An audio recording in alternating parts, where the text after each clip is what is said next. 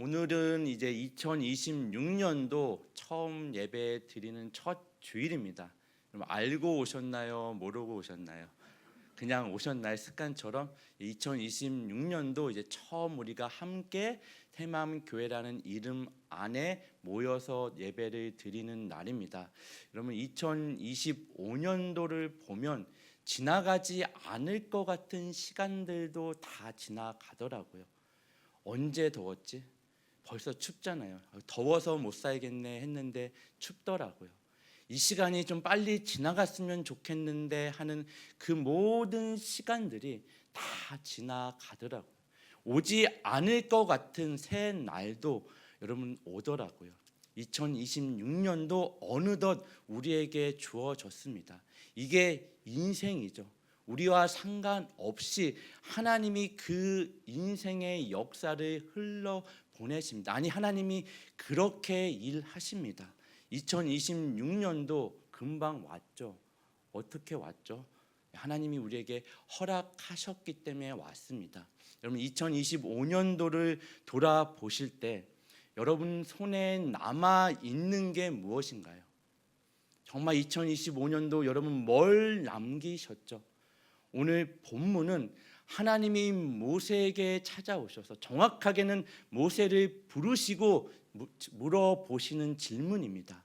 내 손에 무엇이 있느냐? 이 질문은요, 지금 모세가 어떠한 시기, 어떤 상태에 있을 때 하나님이 하시는 질문인지가 굉장히 중요한 포인트입니다. 모세의 생애는요, 120년 그가 살면서 세 개의 시기로 나눠질 수 있습니다. 처음 40년은 애굽의 바로의 궁에서 애굽의 왕자로 살아갑니다.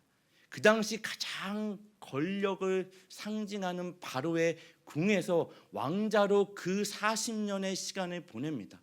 그리고 또 다른 40년은 미디안 강야에서 목자로 양을 치는 목자로 그의 삶을 보냅니다. 또 반면으로는 그 시간이 처가살이하는 시간입니다. 여러분 우리말 속담에도 보리 뭐만 있으면 처가살이 안 한다고 그러죠. 보리 서말만 있으면 처가살이를 안 한대요. 뭐 왜 그런지는 저는 잘 모르겠어요. 근데 그만큼 보리 서말이 아마 그 당시 하루 양식인 것 같아요. 하루 먹을 양식만 있으면 안 하는 처가살이를 모세는 40년을 합니다. 그 40년 동안 목자로 그 처가살이를 하고요. 나머지 40년은 이스라엘 백성을 이끄는 지도자로 이스라엘 백성과 함께 광야에서 그가 시간을 보냅니다. 그 모세가 오늘 우리가 읽은 이 사장 말씀을 이해하기 위해서는 그 앞에 나오는 3장에 하나님이 모세를 부르시는 장면을 조금 이해하고 넘어가야 오늘 본문이 이해가 됩니다. 우리 출애굽기 3장으로 가시면 3장 1절 말씀입니다. 우리 같이 한번 읽어보도록 하겠습니다. 내가 누구이기에 출애굽기 3장 1절입니다. 성경을 넘기셔서 성경은 가지고 다니는 겁니다. 제가 예전에도 말씀드렸지만 우리가 교회 안에서 이제 PPT로 말씀을 띄워주니까 너무 편하죠. 그러니까 성경을 안 갖고 다니세요. 사실은 이게 저의 책임이기도 합니다. 우리 성도님들을 너무 편하게 오냐 기르는 것 같아요. 여러분 자녀를 양육할 때 오냐만 하면 돼요? 안 돼요? 안 되죠. 사실은 그러다 보니 이 세상에 나가서 그 악한 것들과 맞서 싸울 힘이 없더라고요. 여러분이 오냐 하니까 나가서 이 세상과 맞서 싸워야 되는데 그 힘이 없더라고요. 여러분 성경은 가지고 다니시는 겁니다. 성경은 가지고 오셔서 펼치는 겁니다. 여기 PPT 의존하지 마시고 가지고 다니는 은혜가 있기를 예수님의 이름으로 축원합니다. 스마트폰도 괜찮아요. 여러분 가지고 오십시오. 출애굽기 3장 1절입니다. 우리 2부 때는 있었는데 그죠? 3부 때는 없는 항상 이 마법 같은 일이 벌어지더라고요. 출애굽기 3장 1절 내가 누구이기에 시작 네? 죄송합니다. 제가 잘못 전달을 했나 봐요. 이게 3장에 모세가 그의 장인 미디안 제사장 시작.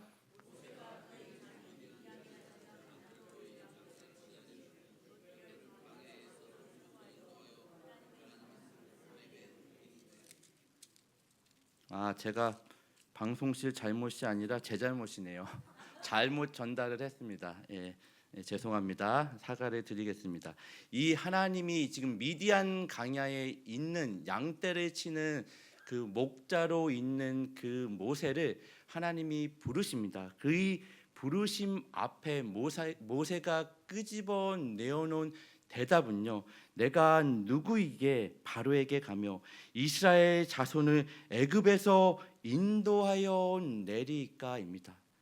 하나님, 내가 누구이기에 바로에게 갑니까? 하나님, 사실 이 말씀은 모세의 어떤 심정이 속마음이 무엇이냐면, 하나님, 내가 젊었을 때 애굽의 왕자로 있을 때 힘도 있고 권력이 있을 때 내 백성을 위해서 무언가 하려고 할 때는 침묵하시다가 가만히 계시다가 안 계시다가 이제 와서 힘도 없고 늙고 권력도 없고 아무것도 없는 저에게 찾아오셔서 지금 뭐 하시는 거예요?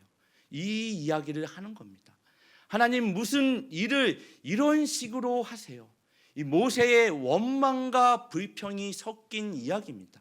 이게 2025년도 아니 우리 생애에 돌아보면 늘 하나님 앞에 우리가 하는 원망 아닌가요? 하나님, 무슨 일을 이런 식으로 하세요?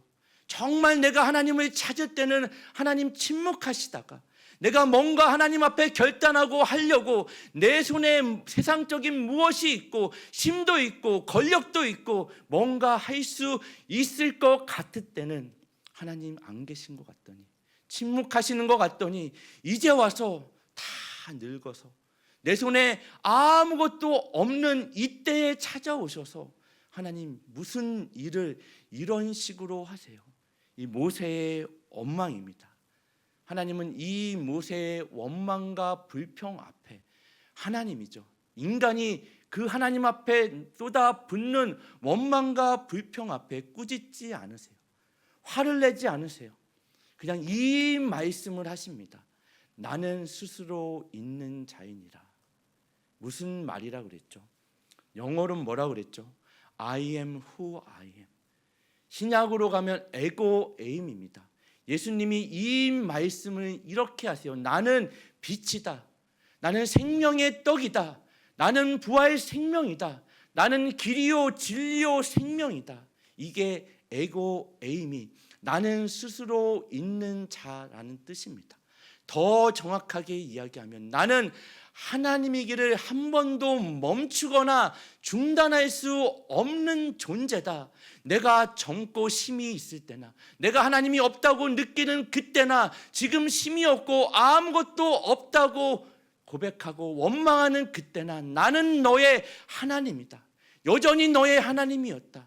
나는 아브라함의 하나님, 이삭의 하나님, 야곱의 하나님이다. 무슨 얘기죠? 과거의 하나님이 아닌, 현재의 하나님이 아닌, 미래의 하나님이 아닌 모든 세대의 하나님이라는 이야기입니다. 과거에도 너의 하나님이었고 현재도 너의 하나님이고 미래도 너의 하나님이다. 나는 스스로 있는 자다. 나는 나다. 여러분, 세상에 그 누가 나는 나다라고 얘기할 수 있는 존재가 있나요? 여러분, 누구 앞에 당신 뭔데 이렇게 해? 당신 마음대로 해. 나는 나야. 그럼 뭐라 그럴 거예요? 이해가 되나요? 납득이 되나요?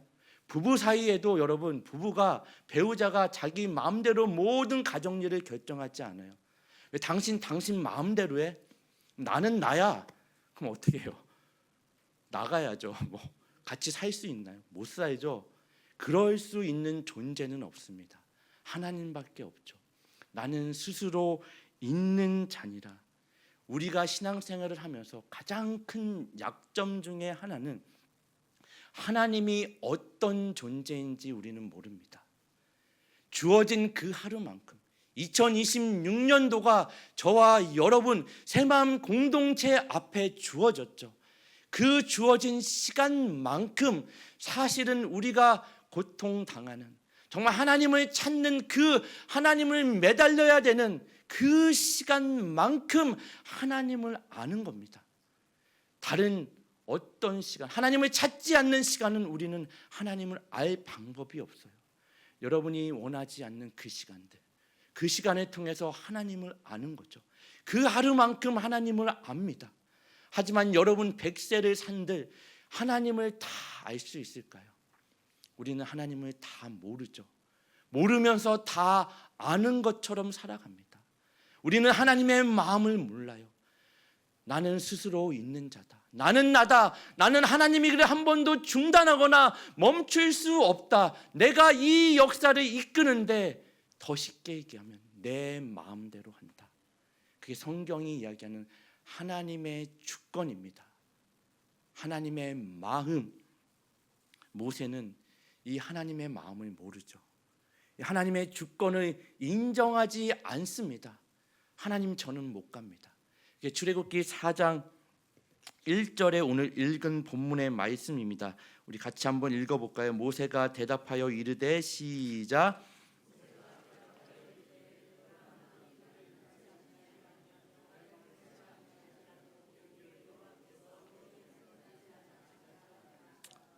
하나님, 저는 못 갑니다. 예전처럼 내가 힘이 있고 애굽의 왕자일 때도 아무것도 못했는데, 하나님이 침묵하셨는데 또 가라고 해놓고 하나님 또 침묵하시면 저는 더 이상 도망가기 싫습니다. 그러니 저는 못 갑니다. 지금 이 이야기를 하는 겁니다. 이러한 모세 앞에 하나님이 물어보시는 질문이 내 손에 있는 것이 무엇이냐라는 질문입니다. 이 질문은 지금 모세 앞에 하나님이 세 가지의 기적을 보여주시죠. 그 지팡이가 뱀이 변하는 기적, 손이 나병 환자가 되는 기적, 그 한센병이 되는 기적, 오늘날 우리식으로 그 나일강의 물이 피가 변하는 기적, 이 기적을 세 가지를 보이시기 전에 먼저 물었던 질문이 내 손에 있는 것이 무엇이냐입니다. 오늘은 이 기적에 대한 포커스가 있지 않고요. 오늘은 이 질문에 대해서 우리가 살펴보고자 합니다. 우리 출애굽기 4장으로 다시 가서 2절에 여호와께서 그에게 이르시되 내 손에 있는 것이 무엇이냐? 그가 이르되, 모세가 대답합니다. 지팡이니이다. 하나님, 40년 내 인생, 아니 80년, 강야 40년 통틀어서 내 손에 남은 게 이 지팡이밖에 없습니다. 이 이야기를 하는 겁니다. 모세에게 40년 동안 이 지팡이는요, 그 목자에게 있어서 그 당시에 지팡이는 없어서는 안 되는 굉장히 중요한 물건입니다. 잘 때도 품에 품고 자는 물건이죠. 오늘날로 치면은 여러분, 모세가 40년 동안 그것을 품에 품으며 잘 때도 떼어놓지 않은 물건이죠. 애착 인형과 같은 거예요. 그럼 자녀들을 양육하다 보면 애착하는 물건이 하나씩은 다 있죠. 없나요? 뭐 자녀 양육하신 분들 중에 뭐 있죠. 그게 인형일 수도 있고 뭐 담요일 수도 있고 여러 가지입니다. 그게 잘 때 꼭 붙잡고 자야 되는 게 있고, 외출할 때 꼭 가지고 나가야지만 외출을 할 수 있는 게 있습니다. 그거를 억지로 떼어내면 어떻게 돼요? 울고불고 난리가 나죠. 이 지팡이가 지금 모세에게 그런 물건입니다.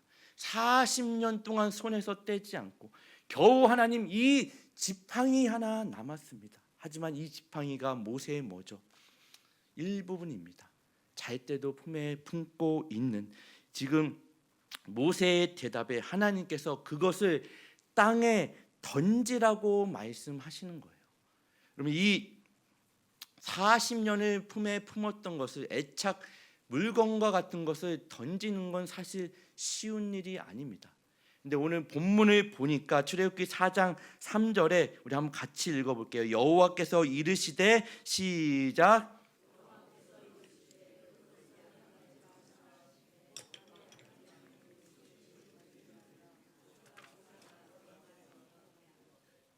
그것을 곧 던집니다. 뭐 어떤 이유에선지 곧 던졌는지는 모르겠어요. 하지만 하나님의 말씀 앞에 그가 40년을 품고 있던 겨우 지팡이 하나 남은 그것을 던지니 그게 뭐가 됐다고요? 뱀이 됩니다. 뱀이 됐더니 모세의 반응이 뭐예요? 피하는 거죠. 여러분, 성경을 읽으실 때 성경은 사실 읽는 게 아니라 뭐라 그랬죠? 먹는 겁니다. 여러분, 성경을 매일 읽으시죠? 먹으시죠? 눈빛이 흔들리시는데 매일 읽으셔야 됩니다. 우리 캘린더에 벽걸이 캘린더 용에는 이 날짜별로 그 밑에 보면은 창세기 1장부터 3장, 그다음 창세기 5장부터 6장 이렇게 쭉 써 있어요. 여러분들이 그걸 따라 읽으면 1년에 몇 독 한다고요? 1독은 합니다. 여러분, 새마음 교회 성도라면 1년에 1독은 하셔야 돼요. 그래서 어디 가서 나 뭐 교회 권사야, 교회 뭐 장로야 그런 거 얘기하지 마세요. 당연히 1독을 하면 삶으로 그 말씀이 드러납니다. 저분 왜 저래? 왜 참지? 왜 양보하지? 그러다 보면 뭐예요? 저분이 새마음교회 장로였구나, 권사였구나. 여러분, 그런 소리를 들으셔야죠. 아이고, 장로래, 권사래, 목사래, 그런 얘기를 들으시면 안 되죠. 내 입으로 목사야, 장로야, 권사야 그런 얘기 하시는 거 아닙니다. 다른 사람이 인정할 때까지 우리는 그리스도인으로서 하나님의 말씀대로 살아내는 자들입니다. 어쨌든 여러분, 성경을 읽으실 때 그냥 몸이 건조하게 읽으시면 안 돼요. 이 창세기 4장 3절을 읽으면서 모세가 피했구나, 여러분 상상을 하면서 읽으셔야 돼요. 여러분이 하나님의 말씀에 내 애착 물건을 던졌는데 뱀이 된 거예요. 그럼 뱀을 보고 어떻겠어요? 놀라지 않을까요? 두렵지 않을까요? 그 피하는 장면을 상상을 하셔야 돼요. 성경에서 뱀은요 별로 좋은 이미지가 아닙니다. 그죠? 좋지 않은 이미지예요. 당시 애굽의 권력의 상징 바로가 쓰고 있는 게 뭐죠? 그 왕관에 뭐로 만들어져 있죠? 뭐 금으로 돼 있겠죠. 근데 그 모양이 뱀 모양입니다. 코브라 모양으로 돼 있죠. 독이 있는 뱀입니다. 그 당시의 뱀은요 권력의 상징이에요. 숭배의 상징이고 두려움의 상징입니다. 그 당시 애굽의 왕 바로는 단순히 인간이 아니라 신입니다. 인간인데 신으로 여기는 존재죠. 그 두려움과 권력의 상징입니다. 그래서 그 뱀으로 변하죠. 그러니까 뱀이 변하자마자 모세의 당연한 반응은 뭐죠? 피하는 겁니다. 당연히 피하죠. 그러자 하나님이 4장 4절에 여호와께서 모세에게 이르시되 내 손을 내밀어 그 꼬리를 잡으라. 그가 손을 내밀어 그것을 잡으니 그의 손에서 뭐가 됐다고요? 지팡이가 된지라. 여러분, 뱀을 좀 아시는 분들은 뱀을 잡을 때 어디를 잡죠? 꼬리를 잡나요? 머리를 잡아야 되죠. 뱀은 절대로 꼬리를 잡는 경우가 없습니다. 뱀 토굴꾼들한테 물어보세요. 아니, 뱀을 조금이라도 아는 사람은 절대로 꼬리를 잡지 않아요. 왜요? 꼬리를 잡으면 어떻게 되죠? 반드시 바로 물립니다. 뱀이 머리를 돌려 물어요. 그 꼬리를 잡은 사람을. 독을 가진 코브라. 하나님이 왜 모세에게 꼬리를 잡으라고 했을까요? 하나님이 이걸 모를까요? 모세가 이걸 몰랐을까요? 꼬리를 잡으면 안 되는 걸 몰랐을까요? 그럼 두 가지 측면에서 이해할 수 있습니다. 하나님의 말씀에 순종하라는 측면으로 우리는 바라볼 수 있습니다. 첫 번째는 하나님의 말씀에 순종해라. 여러분 인생을 돌이켜 보십시오. 순종하실 때 이해되고 납득이 돼서 순종한 적 있던가요? 이해되고 납득이 되는 건 순종이 아니죠. 이해되지 않지만, 납득되지 않지만 순종하는 겁니다. 왜요? 하나님을 신뢰하기에. 나는 스스로 있는 자다. 나를 믿어라. 내가 젊을 때나 내가 나이 많아 힘이 없고 내 손에 아무것도 없어도 나는 너의 하나님이다. 그러니 꼬리를 잡아라. 하나님이 이해되지 않아요. 납득되지 않아요. 어떻게 이 순간 꼬리를 잡을 수 있죠? 순종할 수 있죠? 제 인생을 돌이켜보니 2025년도 여러분 어떻게 인내하며 여기까지 오셨어요? 인내를 하고 싶어서 할 수 있어서 하는 인생은 없습니다. 할 수 없이 인내하는 거죠. 그 하루를 버티다 보니 순종하는 겁니다. 그 하루를 버티다 보니 하나님이 하셨구나, 하나님의 은혜구나, 그렇게 하루를 인내하며 순종하는 거죠. 여러분, 인내가 되던가요? 안 되죠. 순종이 되던가요? 안 되죠. 순종은 내가 할 수 있어서 하는 게 아닙니다. 이해가 돼서 하는 게 아니죠. 납득이 돼서 하는 게 아니죠. 하나님 앞에 하나님을 신뢰하며, 이해되지 않아요 하나님, 납득되지 않아요. 그래도 하나님을 신뢰합니다. 손을 내밀어 그 꼬리를 잡는 겁니다. 그러자 그 뱀이 뭐가 됐다고요? 지팡이가 됩니다. 또 다른 측면은요, 머리를 잡아야 되죠. 너는 머리를 잡을 필요 없다입니다. 하나님이 모세에게 너는 머리를 잡을 필요 없다, 머리는 내가 잡는다. 무슨 얘기죠? 여러분, 창세기로 가시면 창세기 3장 15절 말씀입니다. 굉장히 중요한 말씀이라 제가 몇 번 여러분에게 강조한 적 있어요. 이거는 원색 복음이라고 그러죠. 예수 그리스도의 십자가를 예표하는 굉장히 중요한 말씀입니다. 이거는 여러분들이 외우셔야 돼요. 몇 가지 여러분 신앙생활을 하는데 꼭 반드시 외워야 되는 말씀들이 있습니다. 아멘. 다음 주에 여러분 시험 봐서 점심을 주고 안 주고 한번 해볼까요? 반드시 외우셔야 돼요. 오늘은 여기 PPT로 준비가 됐으니까 한번 같이 읽겠습니다. 내가 너로, 시작.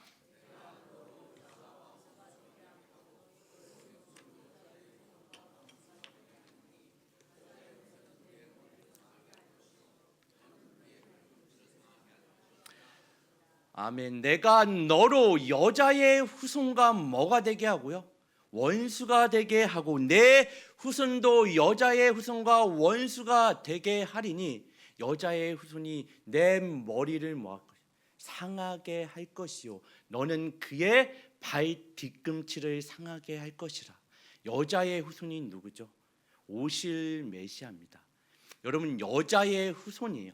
그 당시는 남자가 굉장히 중요한 위치에 있던 시대입니다. 성경이 기록될 당시에도. 근데 남자의 후손이 아닌, 계보가 아닌 여자의 후손이에요. 왜 여자의 후손이죠? 어떤 부부 사이에 자녀를 계획해서 오시는 분이 메시아가 아니라 성령으로 말미암아 잉태해서 오시는 분, 예수 그리스도, 여자의 후손입니다. 그가 너의 머리를 상하게 할 것이래요. 그리고 그는 너의 발 뒤꿈치를, 여자의 후손의 발 뒤꿈치를 상하게 합니다. 십자가에서 예수님이 몸이 찢기셨죠. 발 뒤꿈치가 이렇게 상하는 겁니다. 그 십자가에서 그 뱀의 후손, 뱀으로 상지되는 악한 권세가 머리가 상했대요. 여러분, 머리가 상하면요, 사람이 머리가 상하면 어떻게 된다고 그랬죠? 죽죠. 이미 어둠의 세력 사탄은 머리가 상했습니다. 이미 죽은 존재예요. 마지막 발악을 하는 겁니다. 지금 우리가 살고 있는 이 시대, 우리가 싸우는 싸움은 승리가 보장된 싸움이에요. 이미 머리가 상했습니다. 그러니 너는 꼬리를 잡아라. 그러니 내 말에 순종하기만 하면 된다. 이게 하나님이 우리에게 명령하신, 아니 모세에게 명령하시는 말씀의 의미입니다. 우리는 어떤 시대를 사는 존재들이죠? 종말의 시대를 사는 존재들입니다. 종말은 언제부터 시작됐다 그랬죠? 예수 그리스도가 오시고 정확하게 십자가에 달리신 그 순간부터 종말의 시대입니다. 하지만 사람들이, 여러분, 종말하면 두려워하고 무서운 날로 생각하는데 종말이 뭐라 그랬죠? 하나님이 목적하신 바를 이루시는 날, 그게 종말입니다. 하나님은 그 목적하신 바를 이루실 것입니다. 그날이 언제예요? 올라가신 예수 그리스도가 다시 오시는 날. 우리는 이 날을 기대하는 겁니다. 하나님이 목적하신 그 목적을 이 날에 완성하실 것입니다. 이게 나는 스스로 있는 자다. 나는 알파와 오메가다. 내가 시작한 일은 반드시 내가 완성한다. 이해가 되시나요? 그러니 너는 꼬리를 잡아라. 내 말에 순종해라. 이해가 되지 않지, 납득이 되지 않지, 내가 한다. 네가 하는 거 아니라. 모세야, 내가 이 구원의 역사의 전면에 너를 앞세워 사용하지만 이 역사는 내가 주도적으로 내가 일한다. 이미 너에게 승리가 보장됐다. 그러니 너는 일어나라. 그 자리에서 일어나라. 그리고 가라. 내가 너와 함께 할 거야. 이 말씀을 하시는 겁니다. 하나님이 모세의 손에 아무 것이 없어도 모세를 통해 일하십니다. 우리는 자꾸 모세의 어떤 능력, 모세의 지팡이 이런 거에 어떤 초점을 갖습니다. 거기에 초점이 있지 않죠. 모세를 붙잡으신 하나님, 모세의 손에 있는 지팡이가 아니라 그 또한 하나님이 사용하시는 하나님, 그 하나님께 우리의 초점을 곤두세워야 됩니다. 여러분, 신앙생활을 하는 데 있어서 가장 무서운 적이 뭘까요? 원망과 불평일까요? 이것도 무서운 적이지만 이 원망과 불평을 지나 체념하는 자리로 나가는 겁니다. 이 모세가 40년이라는 시간 동안 얼마나 원망하고 불평했을까요? 하나님, 이게 뭐죠? 내가 애굽의 왕자로 있었잖아요. 젊었잖아요. 내 손에 뭐가 있었잖아요. 이 지팡이 외에도 내가 뭔가 내 민족을 위해 할 수 있는 무엇이 있었잖아요. 얼마나 많은 시간, 그 40년이라는 시간을 원망하고 불평했을까요? 그러다가 이제는 어느 순간 체념하는 자리로 갑니다. 그냥 하루를 하나님과 상관없이, 이제는 하나님을 찾지도 않아요. 하나님과 상관없이 살아가죠. 오늘날 이 땅에 수많은 그리스도인, 교회에 나오는 수많은 사람들이 체념하며 살아갑니다. 하나님 앞에 나와 원망도 해보죠. 하나님, 이게 뭐죠? 내 손에 뭔가를 쥐어주셔야 내가 세상에 나가 예수를 믿는다, 봐라, 이러한 증거가 있다. 하지만 그러한 증거를 주시지 않으니까 원망하죠. 불평하죠. 하나님, 이게 뭐죠? 내가 힘이 있었을 때, 내 손에 무언가 있었을 때 침묵하시는 것 같더니 하나님, 무슨 일을 이런 식으로 하세요? 때로는 하나님께 원망하는 자리도 나오죠. 불평하는 자리도 나오죠. 그러다가 어디로 나가요? 체념하는 자리로 나갑니다. 그냥 아무 의미 없이 교회에 나와요. 하나님, 이게 뭐죠? 하다가 그냥 습관처럼 교회에 나와 하나님 앞에 이제는 원망조차 하지 않아요. 불평조차 하지 않아요. 그냥 그렇게 살아가는 겁니다. 하나님과 상관없이 이 체념의 자리에 그냥 하루를 의미 없이 하나님과는 상관없이 살아가는 인생의 나락에 있던 모세에게 찾아오셔서 하나님이 물으시는 질문이 내 손에 있는 것이 무엇이냐, 이 말씀입니다. 하나님은 모세에게 모세의 인생을 통해서 화를 내시거나 어떤 강요를 하시거나 조작하지 않으십니다. 그의 생애를 통해 설득해 나가십니다. 어떻게요? 여러분, 애굽에 10가지 재앙을 내리십니다. 그 당시에 신이라 여기는 애굽 사람이 믿던 신들을 벌하시는 거예요. 너희가 신이라 여기는 그것들이 신이 아니다. 그 애굽과 바로는요, 10가지 재앙을 통해서도 하나님께 돌아오지 않아요. 하나님께 굴복하고 납작 엎드리고 항복하지 않습니다. 그 마지막 10가지 재앙이 뭐죠? 10번째 재앙, 장자의 죽음이죠. 성경에서 장자는 뭘 상징한다 그랬죠? 나머지 모든 것을 대표하는 겁니다. 장자를 죽이셨다는 이야기는 상징적으로 애굽의 모든 것을 죽이셨다는 이야기예요. 그러자 바로가 어쩔 수 없이 이스라엘 백성을 내어놓죠. 항복하지 않아요. 누가 항복하죠? 그 10가지의 재앙을 통해 모세가 항복하는 자리까지 나갑니다. 나는 스스로 있는 자라는 하나님이 누군지를 알게 됩니다. 아, 하나님이시구나, 창조주시구나, 유일한 하나님이시구나. 나의 어떤 내 손에 쥐어진 것과 상관없이, 나의 힘과 나의 권력과 내 실력과 내 능력과 상관없이 하실 수 있는 무에서 유를 창조하시는 하나님이구나. 납작 엎드립니다. 애국과 바로가 항복하지 않죠. 모세가 항복합니다. 여러분의 생애를 통해서, 정말 그리스도인의 삶을 통해서 이 세상이 항복하던가요? 아, 하나님은 살아계시구나. 아니요, 세상은 여전히 기세등등합니다. 발악합니다. 머리가 상했죠. 이제는 발악하는 거예요. 누가 하나님 앞에 항복하죠? 그 원망의 자리, 불평의 자리, 체념의 자리를 통해 누가 항복하는 자리로 나가요? 하나님 앞에. 저와 여러분이 하나님 앞에 항복하는 자리로 나가는 겁니다. 이제 그 바로가 이스라엘 백성을 놓아주죠. 그리고 나서는 후회합니다. 그 수많은 병기와 군대를 이끌고 이스라엘 백성을 쫓아오죠. 이제 이스라엘 백성 앞에는 홍해가 가로막혔습니다. 뒤에는 애굽의 군대가 쫓아옵니다. 이제는 이스라엘 백성이 모세를 향해 뭘 하죠? 원망과 불평을 하죠. 우리를 여기서 죽이려고 우리를 이끌어냈느냐? 그 원망과 불평, 무슨 일을 모세야 이렇게 하니? 이 원망과 불평은 누가 하던 거죠? 모세가 하나님께 하던 겁니다. 모세의 고백이 뭐예요? 너희는 가만히 있어. 오늘 하나님이 너희를 위하여 하시는 구원을 보라. 이 놀라운 선언을 하는 자리까지 나아가는 겁니다. 여러분, 2025년도 많이 힘드셨나요? 아프셨나요? 고통스러웠나요? 그 시간들을 통해 어떤 자리로 하나님이 이끄시죠? 이 모세와 같이 하나님 앞에 납작 엎드려 하나님됨을 인정하며 너희는 가만히 있어. 오늘 하나님이 너희를 위하여 하시는 구원을 보라는 그 선언을 하는 자리까지, 그 시간을 통해 여러분을 인도하는 겁니다.